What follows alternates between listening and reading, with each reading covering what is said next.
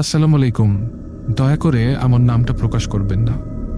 আমি আজ একটি ঘটনা বলবো, যেটা আমার জীবনে সবচেয়ে ভয়ানক একটি রাত। আজও সেই ঘটনার কথা ভাবলে আমার সুরের জন্য কেঁপে ওঠে। এটা ঘটেছিল ঠিক 1 বছর আগে। শীতকাল ছিল তখন। আমি তখন শহরের একটি পুরনো বাসায় ভাড়া থাকতাম। বাসাটা ছিল অনেক পুরাতন। চারপাশের মানুষজন বলতো এই বাড়িটায় কিছু একটু অশরীরের উপস্থিতি আছে। আমি এসব কথা খুব বেশি একটা পাত্তা দিতাম না, বরং হেসে উড়িয়ে দিতাম। ঘটনাটা ঘটেছিল এক রাতে। সময়টা ছিল আনুমানিক রাত 2টা থেকে 3টার মতো। হঠাৎ আমার ঘুম ভেঙে যায়। কেন ভেঙে গেল বুঝতে পারলাম না। ঘরের ভেতরে বাতাসগুলো ছিল অস্বাভাবিক রকমের ঠান্ডা এবং কুয়াশাচ্ছন্ন। এমন একটা ভারী পরিবেশ, যেন কিছু একটা ঘরের মধ্যে আছে। আমি উঠে বসলাম। তখনই খেয়াল করলাম জানালাটার একটু খোলা, যদিও ঘুমানোর আগে ভালো করে বন্ধ করে দিয়েছিলাম।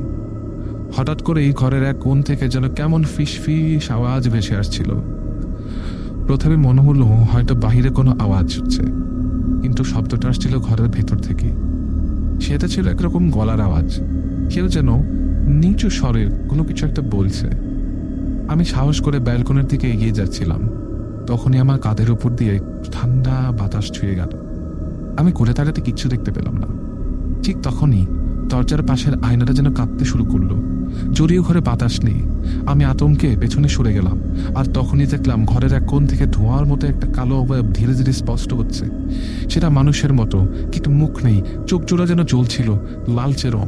আমি চিৎকার করতে গেলাম, কিন্তু গলা দিয়ে কোনো শব্দ বের হচ্ছিল না।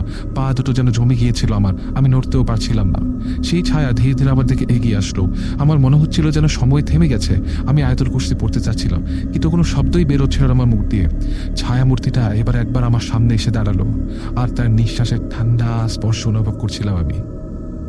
তারপর কি হলো আমার আর মনে নেই। সকালে জেগে দেখি আমি বিছানা থেকে মেঝেতে পড়ে আছি।